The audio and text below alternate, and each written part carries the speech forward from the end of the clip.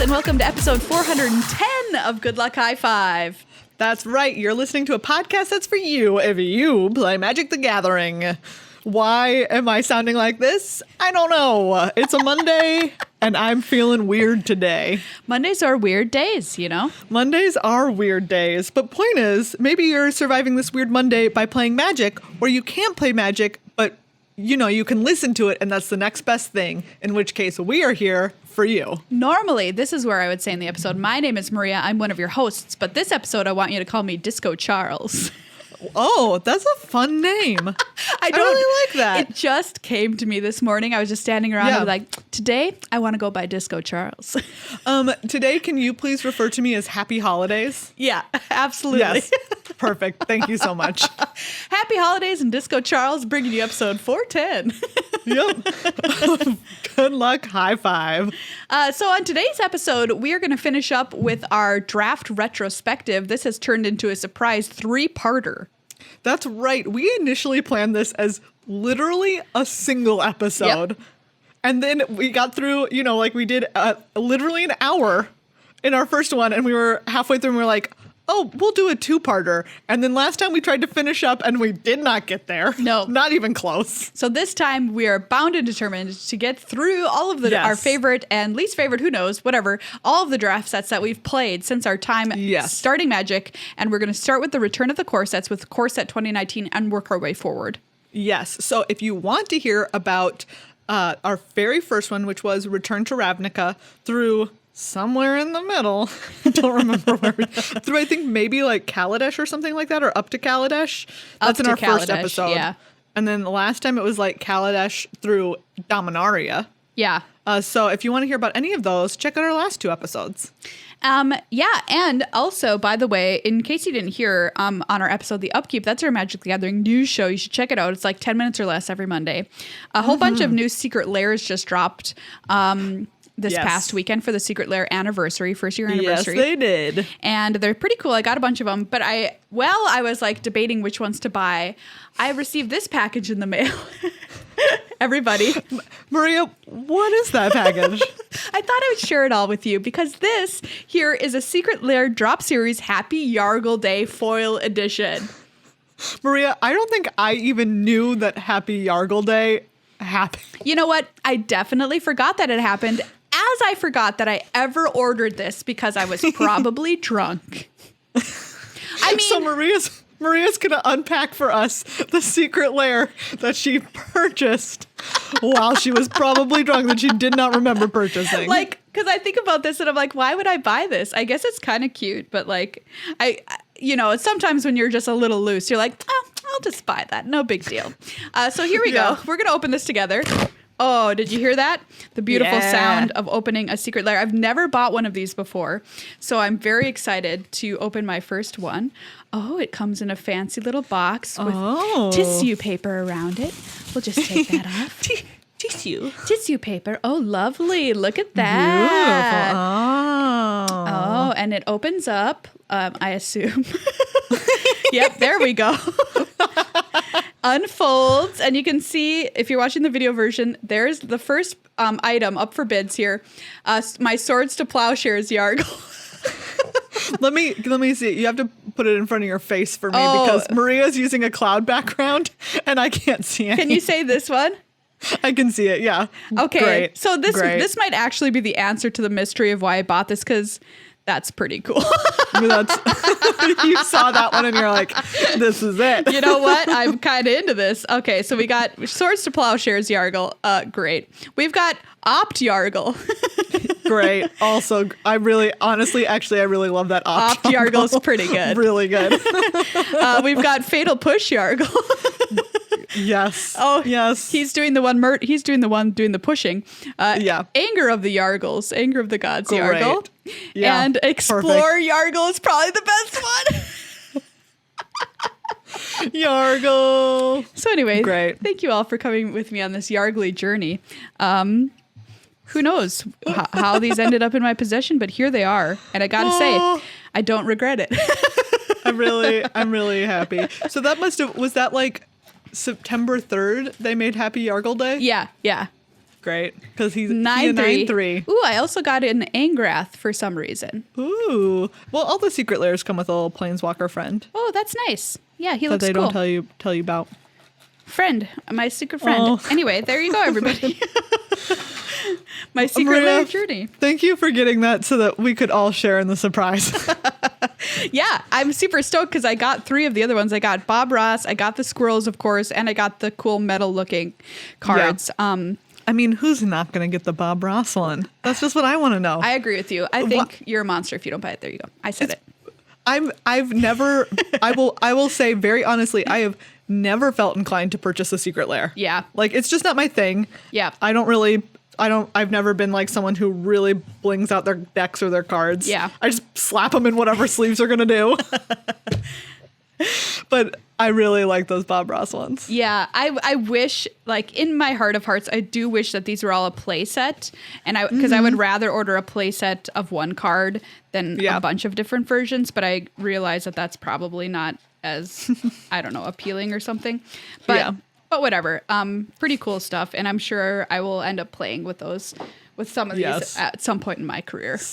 I'm so happy that you didn't even know which cards were in it. Yeah, no, don't remember getting it. Oh, there's the Swords to Plowshares, Yargle. Cool. But before we get into the main part of our show, brief pause to thank everybody who helps create this show over on patreon.com/GLHF Magic. That's right. Thank you so much to everybody who makes this part of their family, who makes this part of their giving plan for the year. It means the world to us that you keep our show going, that you keep it happening, keep it broadcasting out of your cat's mouths. Absolutely. More news on that later this year. Yeah, I was going to say, speaking of cat's mouths, keep your cat's mouths open for news about some really cool GLHF gear that you'll be able to buy, possibly featuring said cat. Who can say? Maybe. That's just a scuttlebutt. Just a scuttlebutt. And if you're a patron, I don't know, maybe we'll give you a discount to be able to like get all this cool stuff. Ooh. You know, but that's all the rumors that we're hearing it's just hearsay on the airwaves coming out of our cat's mouths. But I keep my cat tuned to gossip. Yeah, I mean, obviously. Yeah, that's what I want to hear. But yeah, just become a patron if you want. Takes just a couple of minutes and lots of sweet deals. More deals in the future. Yeah. Also, great. Look, consider it a holiday gift for people that you don't know what to get them. Maybe get them being a patron. Oh, that's a great idea. Of Good Luck High Five, because then they can join our Discord and chat with all of the other patrons of the show. They can get some cool swag from us. You know, just saying. Just saying. We also want to point out one of our sponsors. Speaking of giving presents this time of the year, cardkingdom.com/GLHF. That's our affiliate link to go to if you buy anything from them. We highly recommend them for any of your holiday needs. Yes, especially if you completely forgot someone to buy gifts from, as I might have done, and then emailed someone that I had already placed an order from. Anyways, point is, fastest shipping out there for when you forgot someone. And look at this here, Megan. I forgot to tell you, but something special came in the mail. Ooh. It's a box of Commander Legends from Card Kingdom. Nice. So we're going to get to have a box opening for all of our YouTube viewers and our listeners out there. Thanks to Card Kingdom, because they are just excellent people and really wonderful parts of the Magic community. So Maria. Yes. We left off, we had just talked about Dominaria, an excellent. An all-timer. An all-timer when it comes to draft. Like, what a time. And then from that, we went into Corset 2019, which was the return of the Corset. Yeah, so if you're not familiar, Wizards canceled making Corsets after they've made like 1 million of them. They're like, you know what? These just aren't fun enough, not exciting enough. We're just not going to do them anymore. And then they walked that back not too soon after that by putting out Corset 2019. They were not gone for many years. No, we barely knew that they were gone. Exactly. And so Corset 2019, I mean, obviously it has some big shoes to fill with Dominaria having just happened. Yeah. And I almost feel like maybe it was a good thing that the next one was a Corset, so it wasn't like a classic block that had to be judged against Dominaria. Yeah, that's a really good point. Because Corset, you're always going to give it some leeway. You're like, do you know what? It's a Corset draft. It's not about really pushing design space or doing anything really wild. It's about providing like a very structured environment for people who are getting introduced to the game. Yeah, really easy entry point. We always say it. If you want to bring somebody new into the game, a Corset is a perfect time to do it. And Corset 29 was 2019 was exactly that. It was very straightforward. It brought some cool cards into standard, like a Johnny's Pride Mate. Got a reprinting in this set. That's right. Which allows us to play the mono white life gain deck, which a lot of beginners play on Arena. And it had some cool draft options. Yes. Because there was stuff, it notoriously had Vine Mare, which was a Yes. 5/3 hexproof for 5 that you could just like slap auras on. I loved that deck so much. And do you remember this deck? You could play an artifact deck in this set with a card like Scholar of the Stars. When it enters the battlefield, if you control an artifact, you get to draw a card. That deck was also, I remember having a ton of fun playing. Yeah. I recall the card Patient Rebuilding, opening that at the pre-release. And almost, and you were like, yeah. I Almost didn't remember put in my this. deck. It's Yeah, 3 you were blue like, blue is this good? for an enchantment. So you're like, okay, I'm spending 5 mana for this enchantment. At the beginning of your upkeep, target opponent puts the top 3 cards of their library into their graveyard. Then you draw a card for each land card put into the graveyard this way. I'm like, is this worth it? The answer is that card is busted and limited. Spoiler alert, this card is so good. That card was absurd. Like, I remember a couple of times that I got the opportunity to draft that card. And like when you're playing in a limited game and you play Patient Rebuilding, you're just like, okay. If someone plays it against you, you're like, well, this is over. Yeah, this is, GG. GG. This is over. Like, they get all the card advantage, none of the worry of like accidentally milling themselves out because like, whew, what a card. I really want that on a shirt. All of the card draw, none of the worry or something like that. What did you say? Yeah, none of the worry about milling yourself out. Great. Fun story that I'll tell when we get around to, because we'll talk a little bit at the end of this about some of the remastered sets, about Kaladesh Remastered. Yes. It's not a long story. The story is that I milled myself with midnight oil. Oh my God. Speaking of That's what midnight happened. oil, can I just, okay, Megan, I'm going to send you a picture. Okay. Yeah, okay. And I'll put it up on the video of this because I just need you to witness what happened to me. So, oh no, my phone's not letting me download it, probably because it's too full of just junk. But I'll describe it and I'll post a photo in the video. So I was playing in the Kaladesh Draft Challenge this weekend, which was super fun. I think the prize payout was a living joke, and that's might it absolutely was. Why Wizards saw low numbers, if they did. I don't know if they did, but my queue times were slower than playing in standard. So don't blame it on draft, Wizards. Blame it on your really bad prizes. Anyway, It was very bad. I was played against somebody whose username was Yelger W. Okay. So I was imagining that I was playing against Yelgar Vigersma, Hall of Famer, really good Magic player. Wasn't doing anything throughout the first 2/3 of the game, and I was just like, how did Yelgar build this terrible deck? But then what I started to see happening was 5 colors of mana. What happened was a Whirler Virtuoso happened on the battlefield, a Pima Outrider, a Cloud Blazer, Midnight Oil happened, the Merchant's Dockhand happened, that enchantment, what is it? The black-white enchantment that makes servos. Oh, the servo, yeah. And then also one of the artifacts that whenever you get an energy, you can put a counter on something. Animation module, I think. Yeah, the rare one. Anyway, that all happened to me, and then I lost. Great. But it all started when Yelger played Midnight Oil, and I was like, Yeah. what? Like, it's really good, except if you can't close out the game.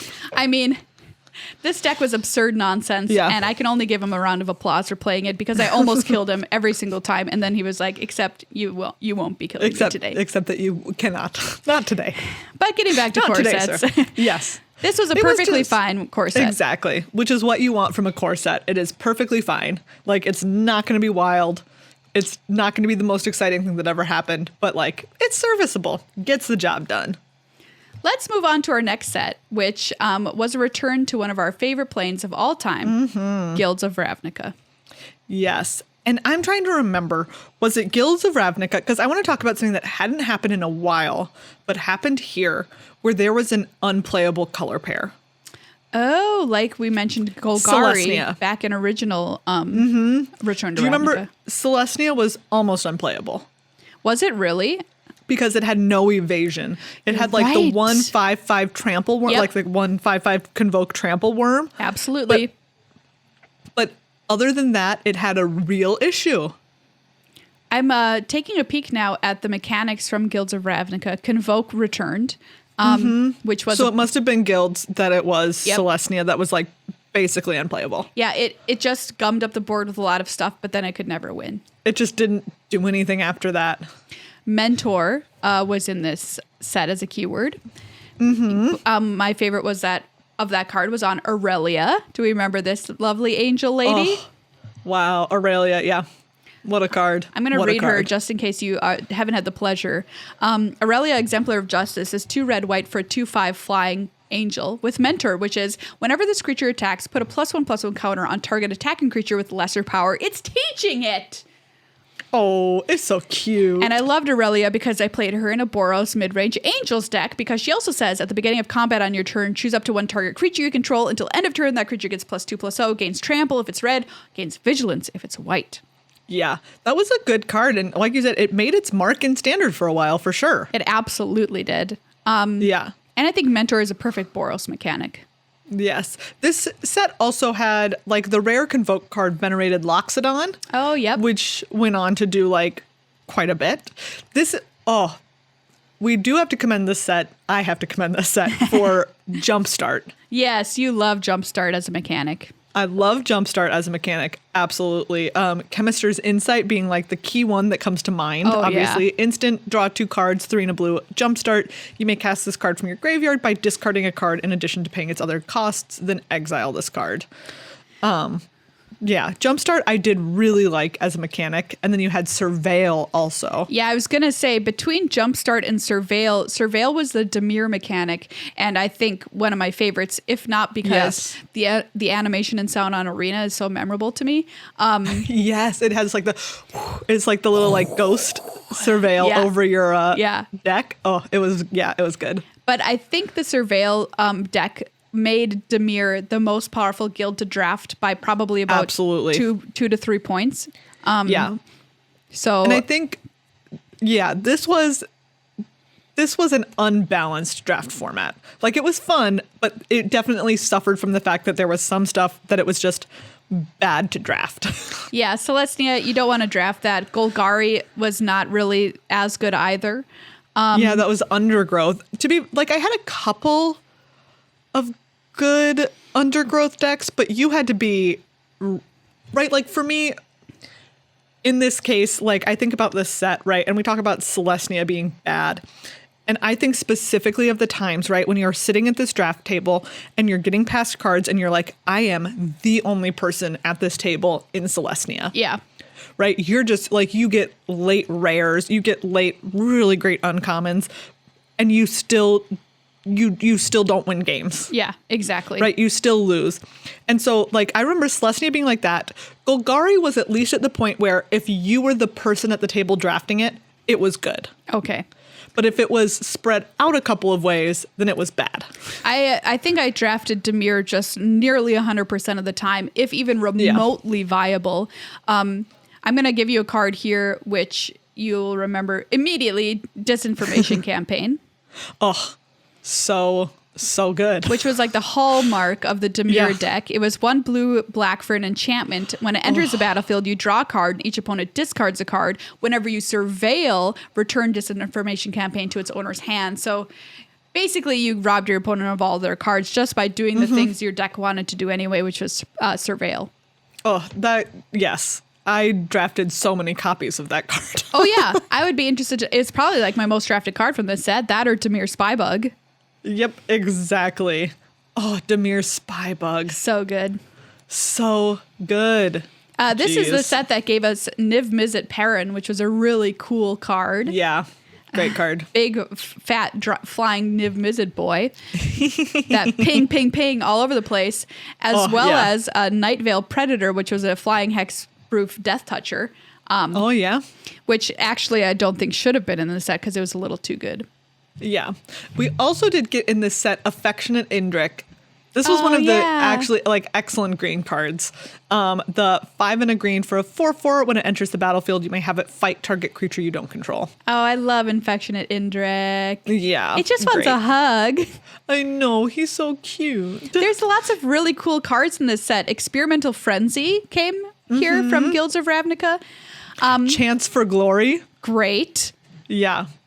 I think that's the 1 red-white. Creatures you control gain indestructible. Take an extra turn after this one. At the beginning of that turn's end step, you lose the game. Excellent. Give it to me. Yeah, I'll take the risk. Yep. Crackling Drake.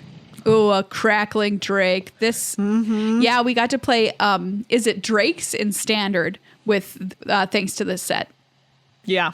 Very cool. Just lots of good stuff. It just suffered a little bit from not being How did you very feel balanced. the flavor was for our return to one of our favorite planes, and in fact, our first plane of all time? Yeah, I did really like it. We had so many people that we know well, or dragons, like Niv Mizzet. I like you love seeing him again. Oh, yeah. Tristani, love seeing him. Love seeing Tristani. Get in here. The League Guild Mages came back with this set too. Seeing the Guild Mages kind of mirrored from RTR was really neat. Vraska. Oh, Vraska, absolutely. Her So home plane, right? Exactly. Yeah, I believe so. Or the plane that she has been around the longest on, for sure. Yeah. I don't know if this is where she was from originally. But yeah, big fans. Big fans. Yeah.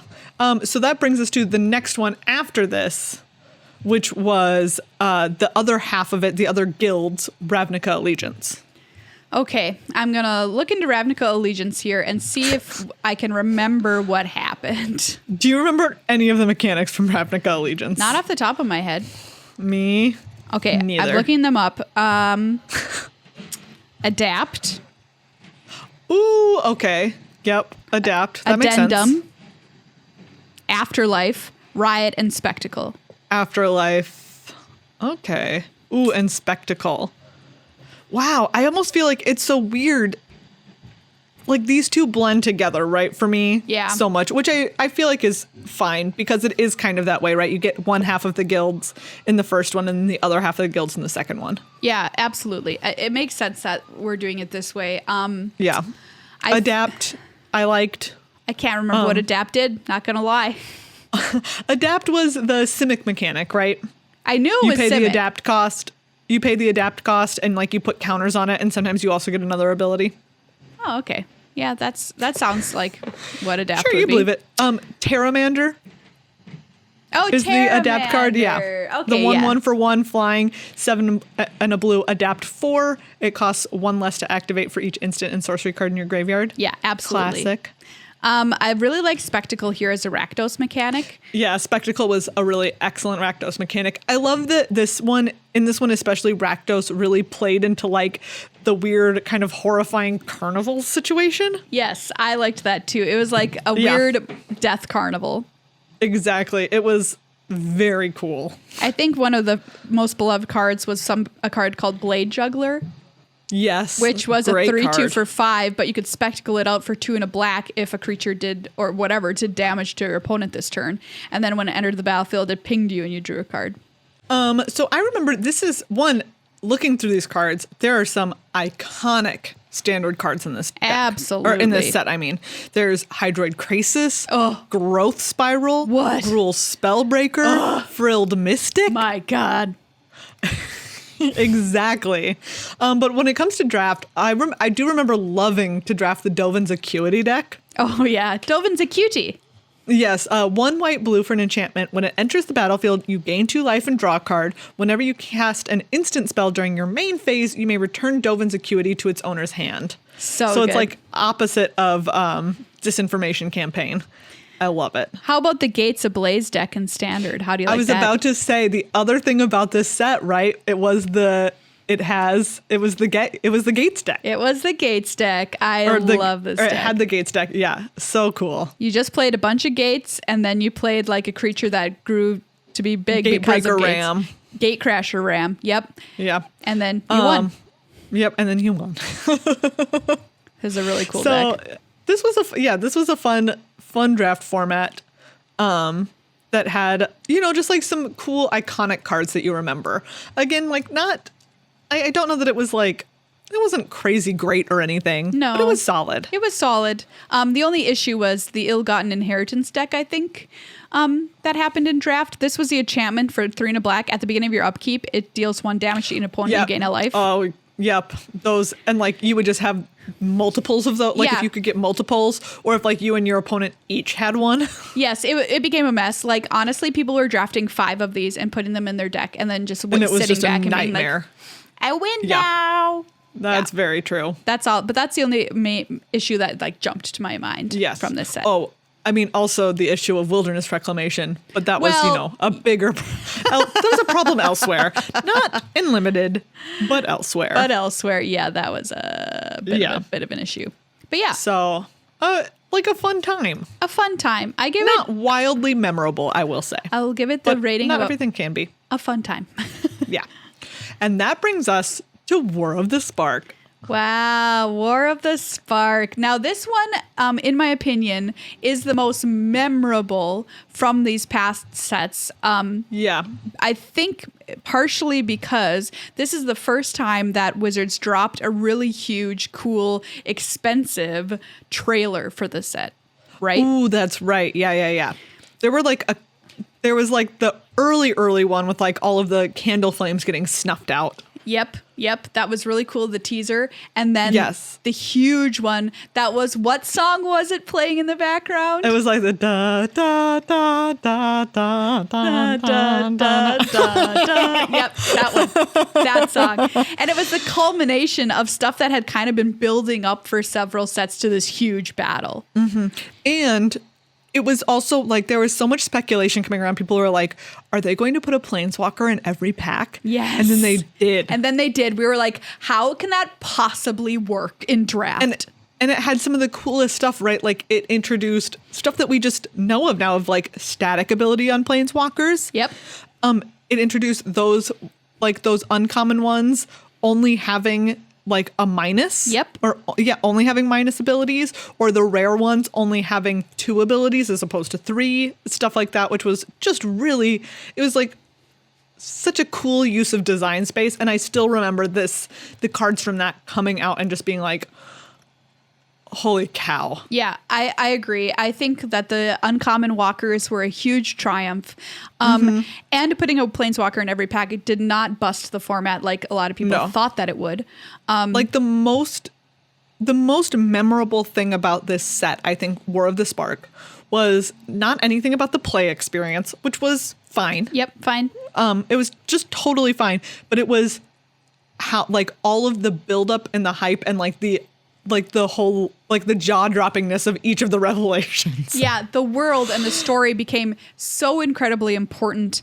Heartwarming Redemption is a card I'm going to call out here. When we saw Gideon basically sacrifice himself to save Liliana at Bolas's hand, and then he's going back to the afterlife with his friends on Theros, which was just a heartwarming card, and a sad card, and a sad card, and a sad story overall. Even though good did defeat evil, still a high price to be paid. Let's say. Yes. We had the return of Totally Lost with Fubblethorpe standing like on top of the Bolas statue. Oh yeah, just being like, where am I? Hey, where am I? Still lost. Yeah, and we just got to see, we got to see so many cool walkers. They did so many different things. And look, yes, there is a problem with static abilities on some of these walkers, but it's been fixed by now. We know what to do differently, and it's like, don't have it be a passive ability that affects the opponent. So we learned a lesson. Exactly. So like just a really cool set when it comes to all of this new space and all of this new stuff happening. Absolutely. And we get Nicol Bolas. Exactly. And the fact that they managed to do this in a place where it didn't, like they managed to have a planeswalker in every pack. And like, yeah, the draft format wasn't one of these bests of all time that we've been talking about, like Dominaria. Yeah. But that they didn't completely mess it up, right? That it was still wildly playable. Absolutely. And we get cards with the name Crunch in the title. Yes. Raging Crunch. I'm just going to put Raging Crunch out there for you. Oh, a real card. Maybe one of the most memorable cards. This is also where we got remember when I was having like I had a moment last time where I was like, but what about the gods that like if they exile or die and then they just go back into your library? Like when was that? This was when this set. My brain broke briefly when that happened and I was like, when was it? You know what's cool though is like we were talking about that set like Amonkhet, it feels like a long time ago and it happening a long time ago. And then the payoff coming here in War of the Spark is some pretty cool storytelling. Absolutely. Very, very cool for sure. Yeah. And it was just cool to get to see all of these walkers again. Oh, absolutely. You know, like we get to see Arlen Cord here. We get to see a Tybalt that was playable in standard. Oh, Tybalt. We got Congratulations, Tybalt. We got Sorin, Vengeful Bloodlord. Of course, we got Little Teferi. The really cool Sarkhan that could come down and then make all of your planeswalkers into dragons. Yes. Like, what a cool payoff that was. Really, really cool. Oh, we got to have a Jaya. Like, we got to see Jaya again. Oh, so many cool things. So it did have the Nissa that broke everything for forever. Nissa who breaks the world is in this format for sure. Yeah, exactly. But like I would say A+ on flavor and story and just a normal solid draft environment. Exactly. Like some really cool stuff that happened here. Yeah. Wow. What a trip down memory lane. Like, what a one to remember. War of the Spark. Very memorable. Definitely a walk to remember by Nicholas Sparks. So next up is Corset 2020, Maria, or as you called it, Corset 2019 Part 2. Yeah, this is just like, classic Corset action here. The same situation that we saw in Corset 2019. The one thing I will say about this Corset is this one also gave rise to some very iconic cards that wound up in standard. Oof. Yeah, Agent of Treachery. Omnath, Locust of the Royal, Risen Reef. Two cards that had to be banned. Yep. Risen Reef. Woo. But I do remember this set being a very classic, flyers are great. Yeah. Right. And that's like one of the hallmarks of a core set in my mind is that like basic drafting principles of stuff like, do you have evasion and do you have removal? The end. It's also the core set that we call the Chandra Core Set. We've got 3 Chandras. Oops, all Chandras. That's right. Oh, oops, all Chandras. We had baby Chandra, teen Chandra, and adult Chandra. But not much to see here. Just some cards. Just some cards. Classic core set. But the next setup was one that definitely had a theme and a very strong identity. Yes. Throne of Eldraine. Like, what a not just a group of cards by any stretch of the imagination. No, Throne of Eldraine is definitely one of my favorite sets of all time, especially for the flavor. Yes, the flavor of this set I think is maybe unparalleled. Yeah, I think that's a fair statement. Anything that they've ever done in Magic. It was just so cool. I will say when it comes to draft, and I've been doing some of these, they just had this as the flashback, like the throwback quick draft on Arena the last couple of weeks, and I think it just ended last week. But anyways, I was doing these a couple of times, and green-black was just so good. What was green-black? Green-black was like food.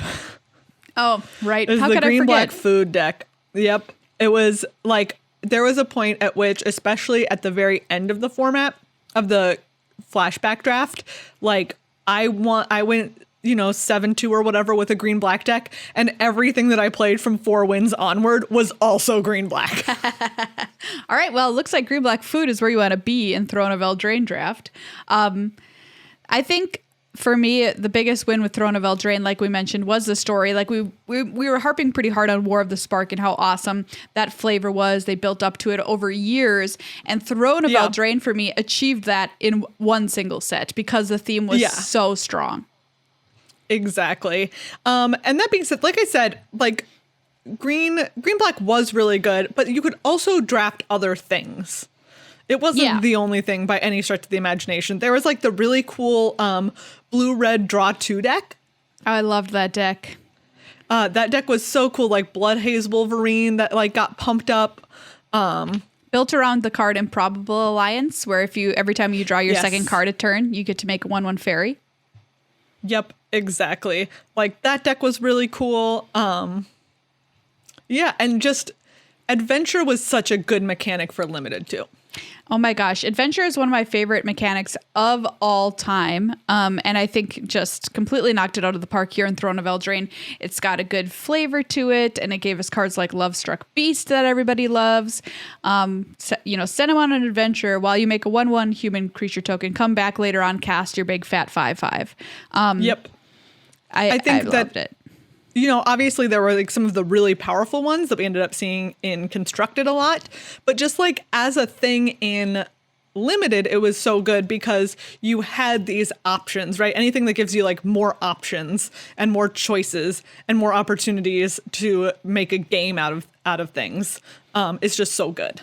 Something I love about this set, and I've talked about a lot of times, is the fact that Wizards of the Coast thought they were taking a huge gamble making this set, and Mark Rosewater had pitched it like I think for 10 years he had thrown this idea at them, and they had told him no until they finally said yes. And it was such an overwhelming hit that I'm just like, you know what, Mark, you were right. Fairy tale theme plus Arthurian legend like makes for just a perfect smoothie of greatness.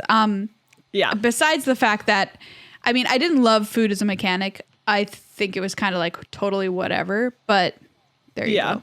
I will say, so talking about the draft format, I do remember it being, right, like it could be pretty slow. Yes, because of food, right? Food came in and just like gaining 3 life as a repeatable effect in almost any color is like a big deal. But that being said, like there were aggro decks, like aggro decks weren't out of the question. You could play knights. You could play knights. So I remember it being a good but not excellent draft format. Yes, like, that is my memory too. It's fun, but it definitely had some sets, and I noticed like some games that felt like really kind of non-games.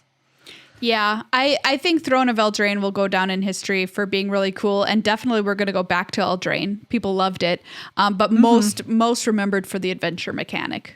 Yes, exactly. The adventure mechanic and the flavor, both very cool. The drafting itself, fine. Your grade has been labeled fine, Throne of Eldraine. Yes. And that brings us into Theros Beyond Death. Talk about also another grindy format. Oh my gosh, so grind. It was like a grindhouse film, you know what I mean? I don't know that I do, but okay. Okay, sure. So cool to see sagas come back, right? Like, yes. Sagas came back, Constellation came back, a lot of really cool mechanics, but this was the format where like eventually in some colors, people were just putting more cards in their deck. Do you remember that? People were drafting like plus 40 cards because especially in, again, like green black, games would go so long. Gosh, yes. No, I didn't remember it until you said it, but yeah, people did do that. I did that. Yeah. It was like, because it was a kind of a problem of just like, what's the mechanic that I'm thinking of? Escape. Yeah, escape. Like escape could be kind of an issue with like everybody putting a lot of cards into their graveyard in different ways and then escaping things just like again and again.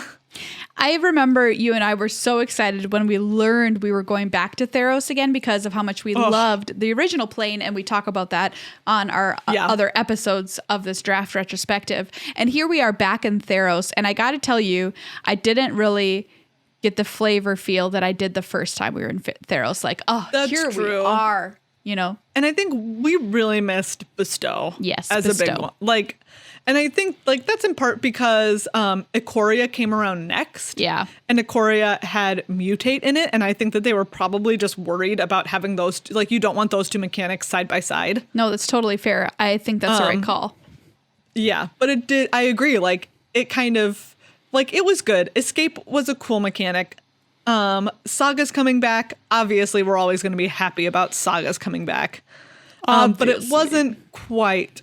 Yes. I mean, they're so good. They're so good. And they work so good with Constellation being in this set. Yes. Ugh. Like coming in and triggering Constellation. Great. But for whatever reason, it just didn't have the same feel as original Theros. It didn't.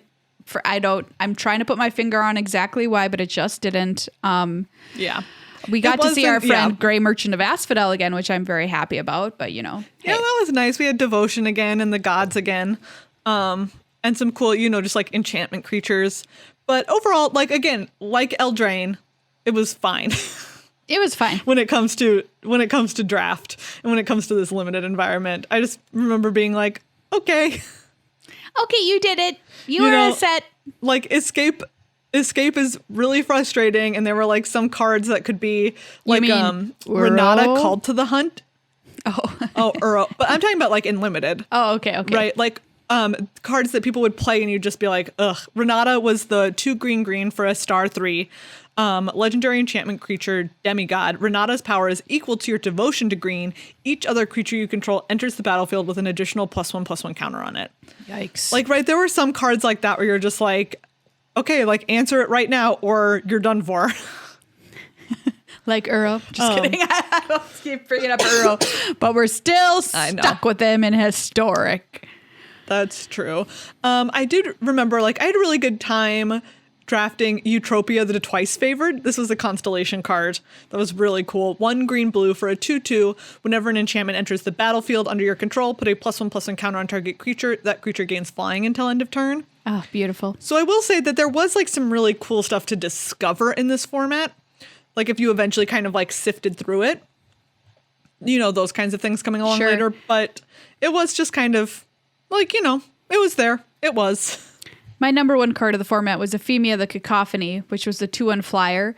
At the beginning of your end step, you may exile an enchantment card from your graveyard. If you do, make a 2/2 black zombie creature token, which I played around with a bunch in Standard and even Historic. That card to me is like, yes, this is where I want a Theros set to be. We care about enchantments. This is an enchantment creature. We're doing things with enchantments. We're doing the Theros things, right? Yeah. You know? I don't know. I think also maybe what part of what missed for me, and you know, while we're talking about limited, this isn't a big limited thing, but like the gods just weren't as like gaudy. I don't know. Yeah, they weren't as cool. You can use the spelling of gaudy either way. Yeah, either way. Like, you know, they were like fine. Yeah, they were fine. Exactly. As was, you know, I think everything about this set, fine.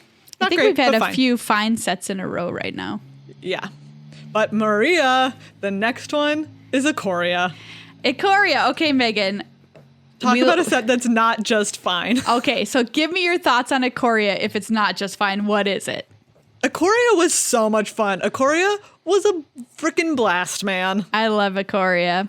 Ikoria was like a party and a half.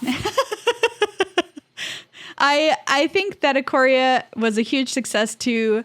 I love the mutate mechanic more than I can possibly say. Mutate was so good. I'm trying to Mutate remember. Was so much fun. I had so much fun with Mutate and drafting different decks around Mutate and whatever that I liked it, despite the fact that some people were like, this format is just kind of a B as far as draft goes. And I was like, I don't care. Yeah. I will put creatures on creatures all day and have fun with it. Yes. I will say, like, quality wise, you're like, okay, like you know, it is probably about a B, but there was something about it that was just fun.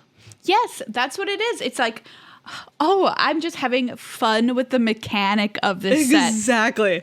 Like everything that you got to do just like felt cool. Like every time you mutated a creature, you felt so cool. You're like, you felt this so is cool. Look at this weird beast I made. Yeah, it was great. I have initially thought Mutate would have to be combining the two creatures in some way, which I guess you are, question mark. It kind of is, because you get like all their abilities still. Yeah.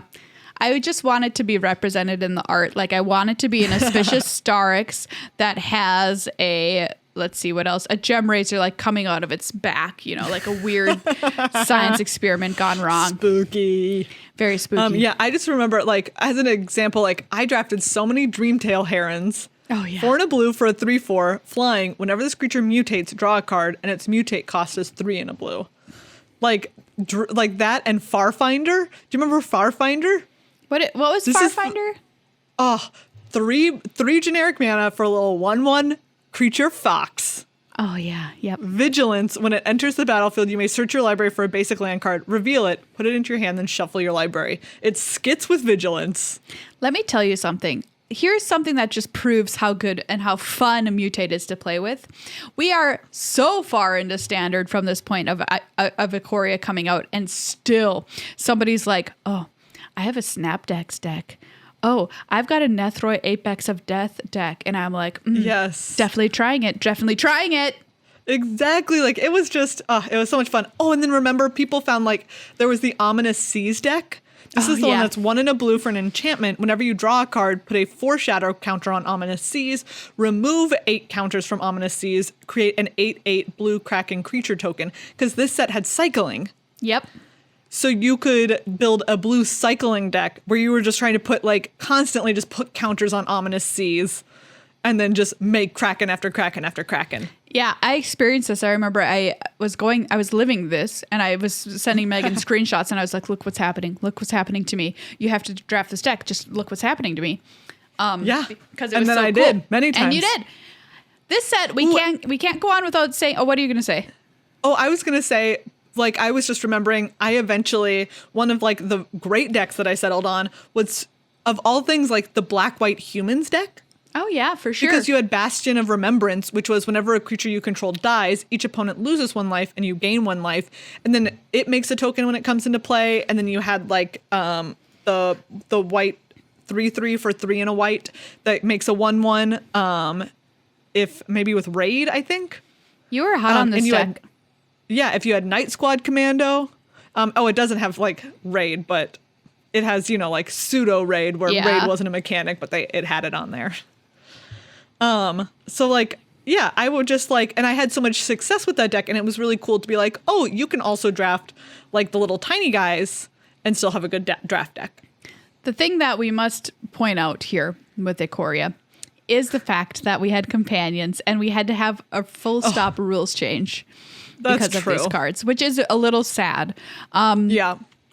I love them. I think the mechanics really cool. It's obvious that they were trying. Do you remember drafting companion decks? Yes. Like, if you got one in draft. And do you know what? The biggest one was the little otter. Lutri the Spell Chaser. Lutri. Like, that was a really good card to draft around. Yeah, like, Lutri's drawback, quote unquote, is that each card has to have a different name in your deck, which in draft they usually do anyway. So it's like not even a thing. I loved drafting an Obosh deck, which was also possible. Yep. I drafted an Obosh deck at one point too, I think. Like, I think that, we're talking about so many cool things about this format. And it's sort of like, oh, wait, but then why is it only a B? And I will say, I think it was a B because it could be a little bomb-centric. Yeah. It was a big bomb and smash situation. Like, exactly. Like, sometimes there were cards that, like, your opponent played and you're just like, well, okay, I'm dead. Yeah, I think that's accurate. And maybe a symptom of a mechanic like Mutate. I don't know, but yeah, I just remember, like, there was a point at which I had never drafted an Everquill Phoenix myself, but I had lost to it like 8 times, and I was like, I'm so mad. Yeah. So, stuff like that. Ikoria, lots of big beasts, a pretty big blunder, and Mutate fun. That's my sum up. That brings us to Corset 2021. Was this just a continuation of 2019 and 2020, Meghan? Exactly. It was just another Corset, Maria. It was just although, wait, you were saying before, this was the one that gave us really bad Omnath.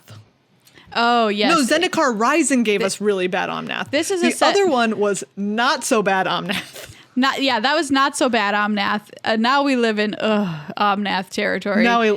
Yeah, exactly. But this was a set that, it gave us Eugene. We got Eugene again. I'm happy about that. Yeah. It did have the dogs. Oh, yeah, the Remember dog. there was like Alpine Watchdog and then like the other dog and then the guy who went and got dogs. And then there was Igneous Kerr was the red dog. Yes, exactly. That's the one that I'm thinking of. So there was like that cute like red-white aggro deck. I remember that. Yeah, this is a set where they errataed all hounds to actually be dogs in Magic. That's right. So like it was a pretty fun core set, all things considered. This set also had the shrines in it, which is too bad that they weren't any good in draft. It had the shrines, specifically the bad shrines. Yeah, it just wasn't worth it. You know what I mean? Yeah. Not worth it. But it was a fun set. It had some fun cards. It was a good time. It was a core set. What else are you going to say? It was a good time. It was a core set. It was a good time. I don't know. It gave you Eugene. Okay, goodbye. Yeah. Yeah. And that brings us to Zendikar Rising, where we are right now. Wow, here we are in the present. Meghan, how do you like Zendikar Rising? It's excellent. Yes, it is. This is a very, very, very good draft set.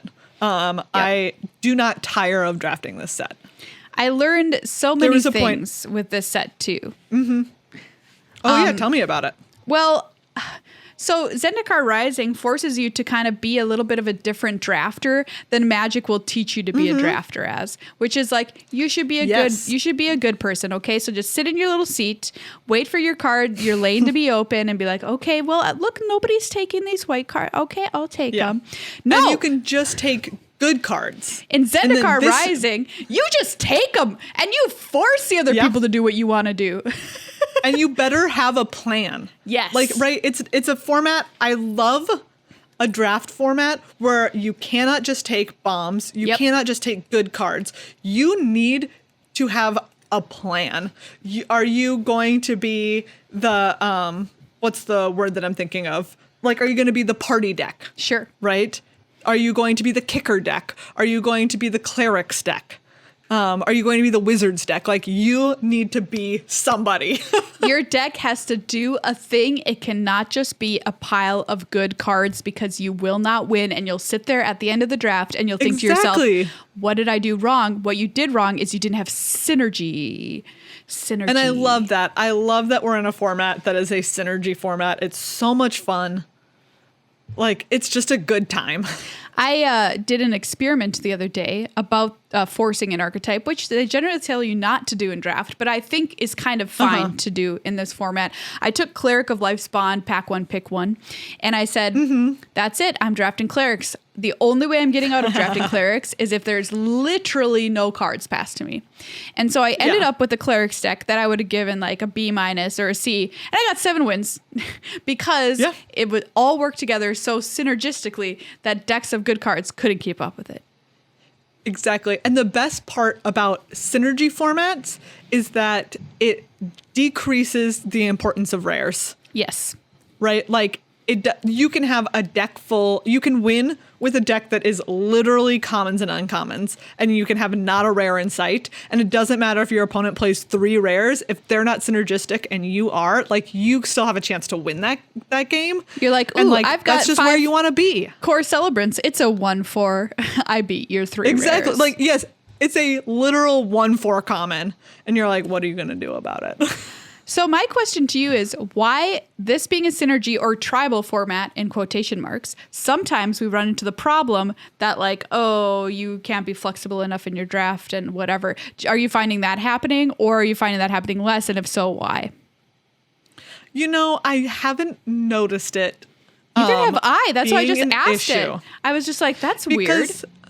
I wonder if part of it is that they're all good. Yeah. Right? I think that sometimes some of the issues with like synergy ones is that like there's going to be good, really good ones, and then there's going to be ones that are just kind of like stinkers. Yeah. Yeah, that's a good point. But I think, and also that there is some play between like if you start out trying to do like a green-black counters thing, but it's not coming together. Like you're not in the seat for it. Like there is a lot of those cards can transfer into like, are you going to be a black-red deck or are you going to be a green-black deck? Right, like exactly. The card quality, I think, is high enough, and there's enough like crossover between the different tribes. I think is probably a big part of it. Think about a card like Territorial Skycat, which is a 2/1 trample landfall. When a land enters battlefield, put a +1/+1 counter on it. Great. Put it in your landfall deck, red-green, or put it in your black-green counters deck. Perfect. Exactly, right? Like it's a good card either way. Yeah, I think so. I think Zendikar that's Rising, like a big part of it. we've been talking here, and it's now obvious to me that Zendikar Rising has been the best, or set for draft within the past 1, 2, 3, 4, 5, 6, 7, maybe even 8 sets. Like since Dominaria. Yeah, best since Dominaria. Let's call it. Yeah, like absolutely. Which one would you say is better? Like there isn't one for sure, at least in my opinion. Wow, we are truly living in the best timeline. Yeah. And I think it's like, right, looking at it too, it has so many classic mechanics that are known to be, like it has kicker, right? Yep. It has landfall. Yep. Kicker, it's good even if you're flooding. Landfall, same, like it mitigates if you're flooding. And by the way, modal double face cards in this set. Oh, so good. Also, modal double face cards. What an excellent addition to Magic. This is what I'm saying. Listen up, Wizard of the Coast. Put these in every single set. I don't care. They're so good. They're so good. And I think that actually now that we're talking, like I can't believe it hasn't come up as we're talking about draft. Yeah. Because what an excellent part of draft of just like, it helps you if you're mana screwed at the beginning. You can just put down some of those things that like, sure, you wish you could cast them, but it's better to not be mana screwed for like 4 turns in a row and instead be able to actually cast your spells. Or later on you draw it and you're like, I would be so mad if this was a land. Yes, exactly. And I think we've seen through these 3 episodes we've done on draft make the evolution into trying to do little things, the mulligan rules not excluded, like trying to make more games happen through the mechanics. And I think MDFC's is the single biggest victory they've had in that regard. It's so good. Like what an excellent thing. So excellent. Yeah. I also, so before we end, because that does bring us to the present, Zendikar Rising, best draft since Dominaria. And I think, right, if we're talking about the highlights of our draft lives, the ones that we've been around for, there's one from each of these episodes because it's Khans of Tarkir, Dominaria, and Zendikar Rising. Very good. We split it into 3 so skillfully. So skillfully. We planned it out for months in advance that it would be 3 full episodes.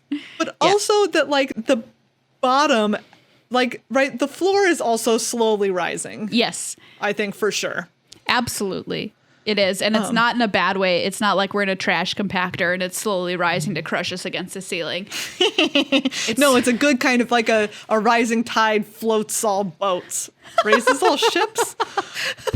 It floats all boats, right? It floats all boats. I don't know. You get what I'm saying. Rising tide, good for all the boats. But so we've recently had, just in the past couple of months, we had Amonkhet Remastered and Kaladesh Remastered. Yeah. I wanted to talk about those because I think that we saw one big success and one like not a success. Not a failure, but not a success. I don't know. When it comes to the draft format, like the draft part of it exclusively. I loved Amonkhet and I know you did too. Yes. I like Amonkhet Remastered was also excellent. Yeah, it was so good. It was so really, good. really good. I just remember, right, like Zendikar Rising, excellent draft format. A lot of the games are great, and then like the drafting itself is so fun. Amonkhet Remastered, I feel like almost every single game I played was a blast. Like every game I played was like a game I wanted to talk about later because it had been so cool. That's the goal. Right? And like it was better than original Amonkhet. Like original Amonkhet, good. Yep. Amonkhet Remastered, excellent. Kaladesh, I think, suffers from some of the problems we talked about in the episode, which is the inclusion of the pain train and other vehicles that were just a little too good. I have been having a little bit more fun with it than I had previously after playing the draft challenge and then playing against Yelgar Vigishma, playing a 5-color abomination and beating me with it. I was like, you know That's what? pretty great. Okay. Like, okay. Yeah. And other people I know like it more than me. But Yeah. that being said, I wish they'd take those damn trains out of there. Yes. And I don't know. It's just like one of those things, right? Like, I feel like maybe it's in part because we're like so spoiled with, like we've talked about in Zendikar Rising with the modal cards and stuff. Yeah. In Kaladesh Remastered, and this, I remember this happening in regular Kaladesh, you want to play 16 cards because 16 flooding lands. is so, 16 cards. You know, it's not Just legal, cheap but you want to do big it. 16 cards. You want to play 16 lands because flooding is so bad. Yeah, flooding's very, very, very Flooding bad. in Kaladesh is just like a death sentence. Like, you're losing that game. If one of you floods and the other one doesn't, or whoever floods slightly more than the other player is Yep. just the person who loses the game. Yeah, I agree. And I hate that about it. You don't want the outcome of this match to be determined by who drew more spells. Yeah, I think that's a good way to put it. And maybe we are just like, we live in a new world now. Yeah, exactly. Like back in the day, it was sort of like people in original Kaladesh, you're like, well, suck it up and make us like, it's a 16 land format, man, Yep, and just like yep. go out there and do it. And now people are like, wait a second, we will not tolerate this. We will not tolerate this. Megan's At least for outside me. with like a sigh. Yeah, right. Like Amonkhet Remastered, I played those drafts for as long as they were available. I Yes. played it up until that little timer in the corner like hit 0. Yeah. Right, of like, this format is no longer available. Kaladesh, I played it for a couple of days and then I went back to Zendikar because I was like, I'm over this. And Like, Zendikar is so good. It's true. It's true. You just can't stay away for long, you know? Yeah.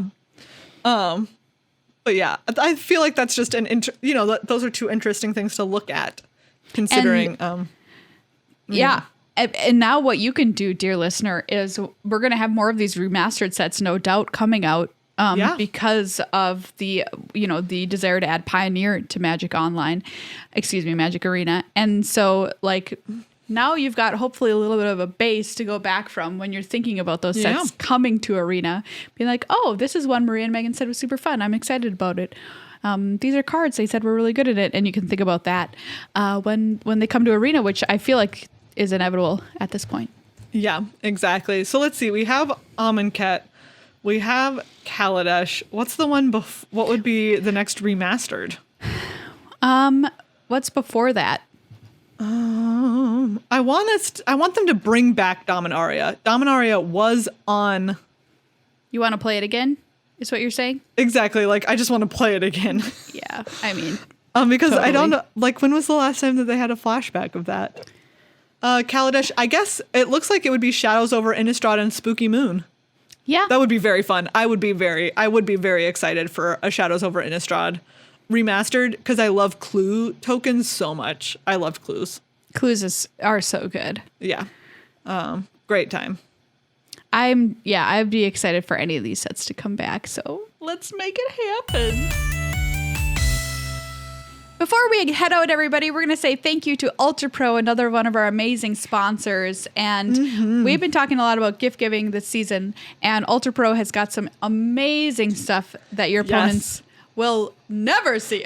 Your opponents. Your opponents. I was just going to let you roll with it. Like, look, do you know what? What more says I respect you as my opponent than getting them a Christmas present? Look at this. I mean, like, you sit down next to the person, you're like, hey, here's your present from Ultra Pro. And they're like, what? And you're like, yeah, just for playing me. You're going to need it because you're going to feel so bad when I beat you. Wow, that's a really mixed message that you're sending with that. But okay. I wanted to pull up their Twitter account because just recently they tweeted out that they've got play mats from the new Secret Lair art. And the one I'm looking at right now is absolutely absurd. It's the new chromatic lantern from Secret Lair. Oh, yes. This art is fantastic. It is colorful and beautiful and wonderful, and a little owl inside its lantern. Oh. Who wouldn't want that And, playmat? Nobody. Yeah, I don't know. They're so good. Like, the art on these things is so good. And I don't know. They're so good. And like, what better, like if you just like the art, put it on a playmat. Ultra Pro has it on a playmat and you can just be so happy about how great this art is. Look, do you have somebody in your life that loves metal and magic? Get them one of the new Secret Lair playmats from the heavy metal set. Match it with one of Ultra Pro's really cool like binders or deck boxes that's black and orange with the black and orange metal playmat. Get him a squirrel playmat. They have the new squirrel art. What do you want? Ultra Pro has it. What do you want? To celebrate? Great. I want this. To show someone that you respect them as an opponent? Perfect. Ultra Pro. Well, everybody, that's our show for this week. Thank you so much for hanging out with us for another wonderful week of Magic. And next week, you know, we're not talking about draft anymore because we're likely talking about the Zendikar Rising Championship that's going to happen this weekend. Ooh, yeah. So we'll be telling you what standard look like, what historic look like. I know. I'm so excited. Will anybody be playing Boggles in historic? I need to know. I mean, probably. I think so. I think your chances are good. You know. All right. Let's go. Boggles in historic. Yeah. Thank you again to everyone who is a patron. If you are not one, consider becoming one. Consider gifting a patronage to a friend, and they can come party in our Discord. Or you can come party in our Discord. Everybody should come party in our Discord. Become a patron. It's a real good time.